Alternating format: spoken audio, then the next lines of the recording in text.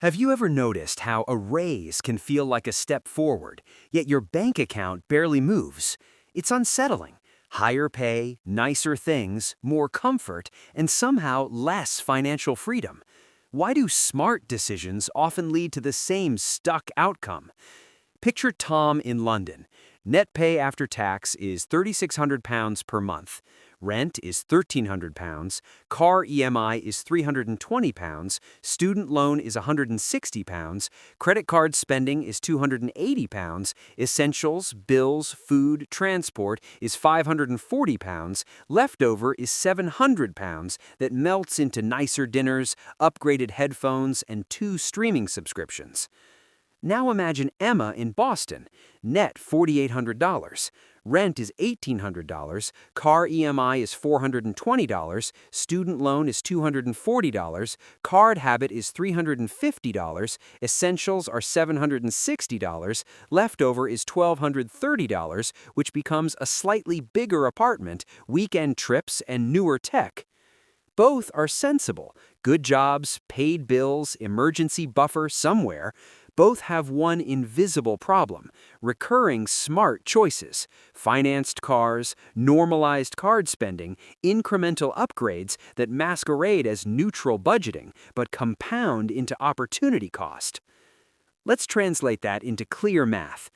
Take Tom's car, £320 per month. Over 5 years, that's £19,200. Add insurance and maintenance, say £50 per month, and it's £22,200. If he'd chosen a cheaper car at £140 per month, 5-year cost drops to £8,400, a saving of £13,800. Invest that difference at a conservative 5% annual return, it becomes about £16,800 in 5 years and roughly £55,000 in 25 years. A small monthly choice converts into a life-altering sum through compound growth.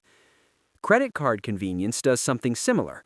A habitual £280 per month on discretionary purchases feels harmless when paid on time, but that £280 could be redirected into long-term investments. At 5% annual return, after 20 years, that monthly habit equals roughly £96,000. Seem extreme? It's just arithmetic, recurring, modest amounts compounded over decades. Why do bright, disciplined people fall into this trap? 2 psychological mechanisms dominate. Temporal myopia makes tomorrow's benefits invisible compared to today's comfort. Status signaling nudges purchases as identity markers. The slightly better car, the upgraded flat, the nicer phone, all silently communicating success. Combined, they normalize marginal upgrades until you're trapped in a lifestyle that scales with income instead of outpacing it. Left unchecked, this pattern yields predictable outcomes. Income rises, spending rises in parallel, and net worth stagnates. Meanwhile, a person who resists the creep, who converts monthly payments into long-term equivalents and chooses optionality over signal, experiences compounding in their favor. Decades later, the gap isn't incremental, it's transformative. So, what's the mental shift?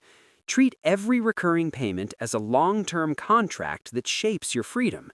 Before agreeing to an EMI or a comfortably sized subscription, ask, what does this monthly number become in 5, 10, 20 years?